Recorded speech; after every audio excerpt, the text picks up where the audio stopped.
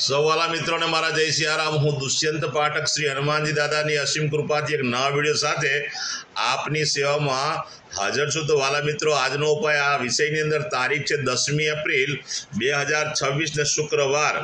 પંચાંગની જો વાત કરીશ તો ચૈત્ર મહિનો, કૃષ્ણ પક્ષ ચાલી રહ્યો છે, પૂર્વષાઢા નક્ષત્ર, શિવ યોગ, ધનુ રાશિનો ચંદ્ર, મીન રાશિનો સૂર્ય। અશુભ સમયની જો વાત કરું તો રાહુકાળ સવારે 10:54 થી બપોરે 12:28 સુધી છે, અને યમઘંટ બપોરે 3:36 થી 5:11 સુધી છે। આ બંને સમયને અશુભ સમય કહેવાય।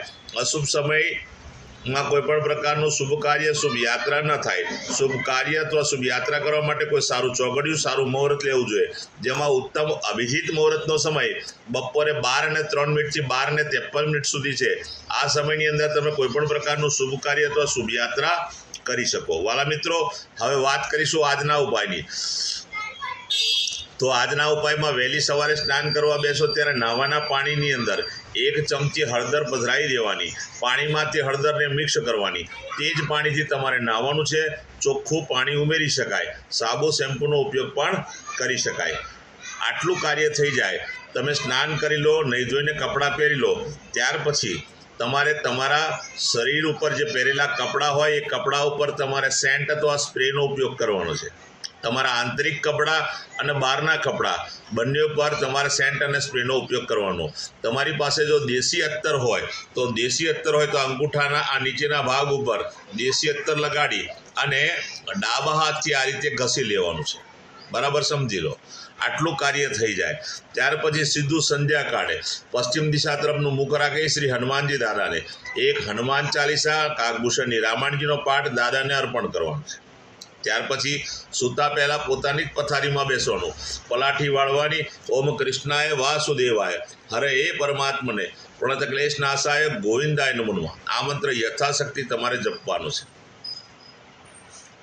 વાલા મિત્રો, આ હતો આજનો ઉપાય, જે મારા વાલા મિત્રોનો જન્મદિવસ 10મી એપ્રિલ 2026 અને શુક્રવારના દિવસે છે। તેવા બધા જ વાલા મિત્રોને સૌપ્રથમ તો જન્મદિવસની શુભકામના। વાલા મિત્રો, શ્રી હનુમાનજી દાદા તમારી મનોકામના પૂર્ણ કરે, બલબુદ્ધિ વિને વિદ્યા આપે, તમારું અને તમારા પરિવારનું રક્ષણ કરે। ઉપાયના ભાગરૂપે મેં કહ્યું તે પ્રમાણે સ્નાન અને મેં કહ્યું તે પ્રમાણે અત્તરનો શરીર પર ઉપયોગ કરવાનો છે, સેન્ટનો ઉપયોગ કરવાનો છે। આટલું કાર્ય પતી જાય, ગૌશાળામાં જવાનું, ગાયોને લીલું ઘાસનું દાન આપવાનું, ગાયોની સેવા કરવાની, અને ગાયોને પોતાના ઘરે જે ભોજન બન્યું હોય તે ભોજન ગાયોને અર્પણ કરવાનું। ત્યાર પછી સંધ્યાકાળ થઈ જાય ત્યારે સૂર્યાસ્ત થતાં પહેલાં તમારે ખાંડના પતાસા અથવા નાના બાળકોને ખાંડ ચપટી આપશો તો પણ ચાલશે, મીઠાઈ આપશો તો પણ ચાલશે। પણ આજના દિવસ નિમિત્તે તમારે મીઠાઈ, પતાસા અથવા પછી તમારા ઘરમાં જે ખાંડ હોય તે ખાંડ ચપટી વેચવાની છે। બીજું એક ખાસ કામ કરવાનું છે, કોઈ પણ કુંવારી દીકરીને તમે શ્રૃંગારનો સામાન દાન કરશો, ભેટમાં આપશો, તમને આખું વર્ષ ઉત્તમ પરિણામ પ્રાપ્ત થશે। જે મારા વાલા મિત્રની મેરેજ એનિવર્સરી 10 એપ્રિલ 2026 શુક્રવારના દિવસે છે, એ બધા જ મારા વાલા મિત્રો સવારે સ્નાન કરી વડીલોના ચરણ સ્પર્શ કરી આશીર્વાદ મેળવવાના છે। ત્યાર પછી ગૌશાળાએ ગાયોને સેવા કરવાની છે, ગાયોને લીલું ઘાસનું દાન આપવાનું છે, અથવા તમારે ત્યાં જે ભોજન બન્યું તે ભોજન ગાયોને અર્પણ કરવાનું છે। ત્યાર પછી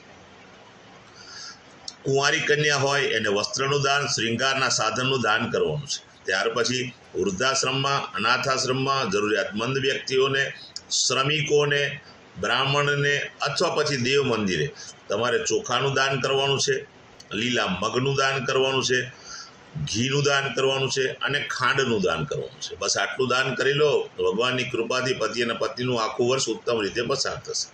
વાલા મિત્રો, મારા બધા જ વિડીયો યુટ્યુબ પર હોય છે।